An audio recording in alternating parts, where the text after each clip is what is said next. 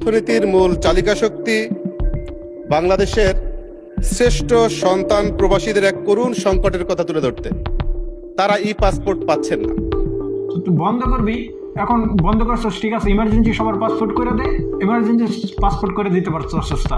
অনেক প্রবাসীরা তাদের কারণে এখন অবৈধ হয়ে যেতেছে, এর দায় কে নিবি? প্রবাসীদের টাকা তোরা শালার বেটারা এই ধরনের অকর্ম করে, যার ভুক্তভোগী হাজার হাজার প্রবাসী। আসসালামু আলাইকুম। গতকাল সংসদের ভিতরে বাগেরহাট 2 আসনের এমপি মঞ্জুরুল হক রাহাত উনি প্রবাসীদের যে প্রবলেম, সেই প্রবলেম নিয়ে কথা বলছে এবং প্রবাসীদেরকে খুব সম্মানজনকভাবে উনি কিছু প্রবলেমগুলো তুলে ধরছে। বর্তমানে আমাদের শত শত প্রবাসী ভাইয়েরা পাসপোর্টজনিত প্রবলেমে রয়েছে। এমআরপি পাসপোর্ট হুট করে কোনো ঘোষণা ছাড়াই বাতিল করে দিয়েছে। আগ থেকে যদি ঘোষণা দিত, আমাদের অনেক প্রবাসী ভাইয়েরা আগে থেকেই সতর্ক থাকতো। যেহেতু কোনো ঘোষণা ছাড়াই এমআরপি পাসপোর্টটা বাতিল করে দিয়েছে, তার জন্য পাসপোর্ট মালুমাত করতে পারতেছে না এবং আপনার হচ্ছে আকামা তৈরি করতে পারতেছে না। অনেক প্রবাসী ভাইয়েরা ছুটিতে যাই হইলে ছুটিতে যাইতে পারতেছে না। সো এই সকল প্রবলেম উনি সংসদে খুব সুন্দরভাবে উপস্থাপনা করছে এবং ওইখানে উনি খুব সুন্দর একটা কথা বলছে যে প্রবাসীরা হচ্ছে বাঙালির শ্রেষ্ঠ সন্তান। সো এই যে সম্মানটা, এই সম্মানটা জানানোর জন্য সকল প্রবাসীর পক্ষ থেকে ওনাকে আমি অসংখ্য ধন্যবাদ জানাই। আসুন দেখি উনি সংসদের ভিতরে কোন কোন কথাগুলো বলছে প্রবাসীদেরকে নিয়ে। মঞ্জুরুল হক রাহাত, বাগেরহাট 2। স্যার, আপনাকে ধন্যবাদ। মাননীয় স্পিকার, আমি আজ এই মহান সংসদে দাঁড়িয়েছি আমাদের অর্থনীতির মূল চালিকা শক্তি বাংলাদেশের শ্রেষ্ঠ সন্তান প্রবাসীদের এক করুণ সংকটের কথা তুলে ধরতে। মাননীয় স্পিকার, আমরা গর্ব করি প্রবাসীদের রেমিটেন্স যোদ্ধা বলে থাকি। প্রতি বছর তারা বিলিয়ন বিলিয়ন রেমিটেন্স পাঠিয়ে আমাদের দেশের বৈদেশিক মুদ্রা রিজার্ভকে সচল রাখছে। কিন্তু অত্যন্ত পরিতাপের বিষয় হলো বর্তমানে লক্ষ লক্ষ প্রবাসী এক ভয়াবহ পাসপোর্ট সংকটে ভুগছে। মাননীয় স্পিকার, সরকার এমআরপি পাসপোর্ট বন্ধ করে দিলেও কারিগরি এবং নথিপত্র জটিলতায় তারা ই পাসপোর্ট পাচ্ছেন না। সমস্যাটি অত্যন্ত তুচ্ছ এবং ছোট মনে হলেও এর প্রভাব অত্যন্ত ভয়াবহ। একজন প্রবাসী 5 বছর, 10 বছর, 15 বছর আগে যে তথ্যে পাসপোর্ট করেছিলেন, বর্তমান এনআইডি, জন্ম নিবন্ধন এবং তার সাথে সামান্য বানানোর অমিল, বছরের অমিলের কারণে তারা তাদের পাসপোর্ট নবায়ন করতে পারছে না, আটকে আছে। যে কারণে এই সামান্য করণিক ভুলের মাসুল দিতে গিয়ে প্রবাসীরা বিদেশের মাটিতে আজ পরিচয়হীন রোহিঙ্গাদের মতো অনেক সময় বসবাস করতে হচ্ছে। তাদের কাজের পারমিট নবায়ন হচ্ছে না, তারা কাজ হারাচ্ছেন। এমনকি অনেককে এই জটিলতার কারণে জেলেও যেতে হচ্ছে। রাষ্ট্রের ডিজিটাল সিস্টেমের সমন্বয়হীনতার দায় কেন একজন রেমিটেন্স যোদ্ধা বহন করবে? মাননীয় স্পিকার, এই দাবিটি প্রবাসীদের প্রাণের দাবি। অনতি বিলম্বে একটি অন স্টপ সার্ভিস চালু করা হোক, যার মাধ্যমে রেমিটেন্স যোদ্ধারা তাদের এই সমস্যাটা সহজে সমাধান করতে পারে। ধন্যবাদ মাননীয় স্পিকার। দেখলেন তো, মাশাআল্লাহ, খুব সুন্দরভাবে উনি প্রবাসীদের যে রিসেন্ট যে প্রবলেম এমআরপি পাসপোর্ট বাতিল করে দেওয়ার কারণে, সেই বিষয়টি উনি খুব সুন্দরভাবে উপস্থাপনা করছে। আমরা চাই ওনার মতো যোগ্য প্রার্থী সংসদে পোশাক, প্রবাসীদের যে ছোটোখাটো প্রবলেম সেগুলো নিয়ে কথা বলুক এবং এগুলো সলভ করুক। এই যে প্রবাসীদের এই একটা, যদিও প্রবলেমটা ছুটি, কিন্তু এর জন্য হাজার হাজার প্রবাসীরা ভুক্তভোগী। কীভাবে ভুক্তভোগী আপনাদেরকে বিষয়টি উল্লেখ করি। বিশেষ করে যারা সৌদি আরবের প্রবাসী, তারা এর বেশি ভুক্তভোগী। কারণ একামা আপনার হচ্ছে পাসপোর্ট যদি তারা না থাকে, পাসপোর্ট মালুমাত যদি না করতে পারে, তখন তার আকামা তৈরি করতে পারবে না এবং ছুটিতে যাইতে পারবে না। অনেক প্রবাসীর এখনও পর্যন্ত 3 বছর, 2 বছর প্লাস আপনার পাসপোর্টের ডেট রয়েছে। পাসপোর্টটি বাতিল করে দেওয়ার কারণে সে ছুটিতে যাইতে পারতেছে না। তারপরে হচ্ছে আপনার আগের থেকে যদি নোটিশ দিত, অনেকেই সেই ডেটটা বা সেই সময়টা সংগ্রহ করে পাসপোর্টটি আপনার রিনিউ করে নিত বা পাসপোর্টটি পরিবর্তন করে নিত, এমআরপি পাসপোর্ট থেকে ই পাসপোর্ট করে নিত।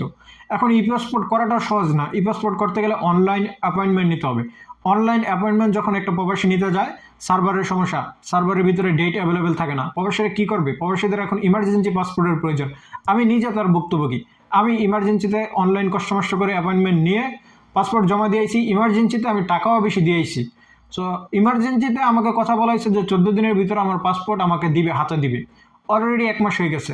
তো তোরা যদি দিতেই পারবি না, শালার বেটারা, তোরা আমার থেকে ইমার্জেন্সির টাকাটা কেন নিলি? এই এমআরপি পাসপোর্টটা তোরা ঘোষণা ছাড়া কেন বাতিল করলি? আমার পাসপোর্টের ইতিমধ্যে আরও এক বছর ডেট আছে, তারপরে আমি ইমার্জেন্সিতে দিছি। আমি জানি যে আমাদের বাংলাদেশের সিস্টেম হচ্ছে নোংরা সিস্টেম, কোনো কিছু করার নাই। সো তোরা যদি ইমার্জেন্সিতে নাই দিতে পারবি তাহলে আমার থেকে টাকা কেন বেশি নিলে, আমার থেকে 115 রিয়াল তোরা বেশি নিলে ইমার্জেন্সির কারণে। সো আমি ইমার্জেন্সি পাসপোর্টটা পাইলাম কই? অনেক প্রবাসীরা অনেক দূর দূরান্ত থেকে আসে, যেমন জর্দার ভিতরে কনসুলেট আর শুধুমাত্র রিয়াদের ভিতরে কনসুলেট। অনেকে আসে আপনার তাইফ শহর থেকে, এখান থেকে প্রায় 150 কিলোমিটার দূর। 150 কিলোমিটার তারা আসতে 200 রিয়াল গাড়ি ভাড়া খরচ হয়ে যাবে, যা বাংলাদেশের টাকা অলমোস্ট আপনার 7,000 টাকার মতো। তারপর হচ্ছে আপনার এখানে আসার পরে তাদের সার্ভারের সমস্যা, আজকে হবে না পরের দিন আইসো। সো সে তার কর্মস্থল থেকে একটা ছুটি ম্যানেজ করে কষ্ট মষ্ট করে আসছে, আইসা বলে হালার বেটাগর সার্ভারের সমস্যা। এখন এই শালার বেটাগর সাথে যদি তর্ক বিতর্ক করে কোনো লাভ হবে না, কারণ এটা তাদের দোষ না। যেই কর্মকর্তাগুলা এই কনসুলেটের ভিতরে থাকে তাদের দোষ নাই, তাদের সাথে চড়াও হয়ে লাভ নাই, কারণ সিস্টেমের সমস্যা। এটা বাংলাদেশের নোংরা এই সিস্টেম, কবে যে পরিবর্তন হবে আল্লাহ ভালো জানে। তাদের কারণে আজকে এই শত শত প্রবাসীরা এর কষ্ট ভোগ করতেছে। সো যে কষ্টটা ভোগ করতেছে সেই কিন্তু এটা অনুধাবন করতে পারবে। আমি আপনার বাইরের থেকে এটি বুঝবো না। সো আমার কোনো প্রবলেম হয় না, আমি কষ্ট মষ্ট করে যাই হোক আমি অনলাইন অ্যাপয়েন্টমেন্ট নিছি বা অনলাইন অ্যাপয়েন্টমেন্টে আমি নিতে পারছি। অনেক বাংলাদেশি ভাইরা এই সিস্টেমগুলোই বোঝে না, তার জন্য আপনার হচ্ছে যেই মুক্ত দ্বারস্থ হতে হয়, সেখানে তারা 50 টাকা 60 রিয়াল নিয়ে নেয়, তারপরে হচ্ছে পাসপোর্টের জন্য টাকা নেয়, তারপরে গাড়ি ভাড়া যায়। সো এই যে একটা পেরেশানি, এই পেরেশানি দায় কার? এখন যদি আমরা নতুন সরকারকে দোষ দেই কোনো লাভ নেই, কারণ সরকার আসছে 2 দিন এবং এই সিদ্ধান্ত নতুন সরকারের না, কিন্তু নতুন সরকার চাইলে এই সিদ্ধান্তটা পরিবর্তন করতে পারে, তার কাছে সেই ক্ষমতা রয়েছে। এই দায় সম্পন্ন হচ্ছে এনুচ্চা সোরা বুইরার ঘরে বুইরা 75 বছরের বুইরা শালা কোনো ঘোষণা ছাড়া কোনো নোটিশ ছাড়াই আপনার এমআরবি পাসপোর্টটা বাতিল করে গেছে। তোর এত জ্বালা ছিল কেন যে তোর এমআরবি পাসপোর্ট বাতিল করতে হইব? এমআরবি পাসপোর্ট তোর কি দোষটা করছিল যে তুই আগেও মানুষের যে অ্যানালগ পাসপোর্ট ছিল সেটি বাতিল করছে, কিন্তু লম্বা একটা ঘোষণা দিছে, সময় দিয়েছে মানুষকে যে এই সময়ের ভিতরে অ্যানালগ পাসপোর্ট বাতিল হয়ে যাবে, তোমরা এমআরবি পাসপোর্ট করে নাও।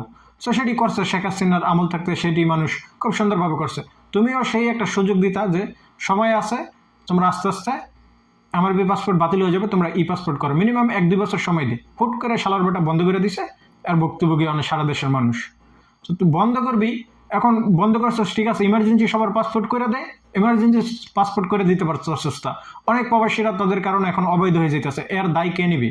প্রবাসীরা রেমিটেন্স পাঠায় দেশ উন্নয়ন করে, দেশ চালায়, প্রবাসীদের টাকা তোরা শালার বেটারা এই ধরনের অকর্ম করে, যার ভুক্তভোগী হাজার হাজার প্রবাসী।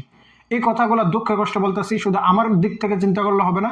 আজকে আপনি মনে করবেন যে আপনি ভালো আছেন, কিন্তু যে একটা প্রবাসী সে এত পরিশ্রম করে দেশের অর্থনৈতিক অবস্থাকে উন্নয়ন করে, তার যে ছোটোখাটো প্রবলেমে কেন সে পড়তে হবে? রাষ্ট্র তাকে কীভাবে আরও সহযোগিতা করবে, তার প্রবলেম কিভাবে দূর করা যাবে সেই চিন্তা করবে, না তাদেরকে আরও প্রবলেমে ফেলা। অনেক প্রবাসীরা আপনার কনসুলেটে গেলে যাদের মাইনা বড় তাদেরকে বলে টাকা বেশি দিতে হবে। কেন মাইনা বড় হলে টাকা বেশি দিতে হবে কেন? এটা কোন ধরনের সিস্টেম? এই ধরনের সিস্টেম বাতিল করো। আর তারিখ যে নতুন সরকার আসছে তাকে বলবো দ্রুত প্রবাসীদের এই সমস্যাটা সমাধান করুক, না হলে সকল প্রবাসীরা রেমিটেন্স শাটডাউন করে দিবে। প্রবাসীরা এত কষ্টের পরে যদি আপনারা এই ধরনের অকর্ম করেন, এগুলো খুবই দুঃখজনক। আমাদের রাষ্ট্রের প্রতি খুবই ঘৃণা আসে যে এই ধরনের প্রবাসীদেরকে এই ছোটো ছোটো কষ্ট দেওয়া, এটি কোনোভাবেই আমরা মানতে পারি না।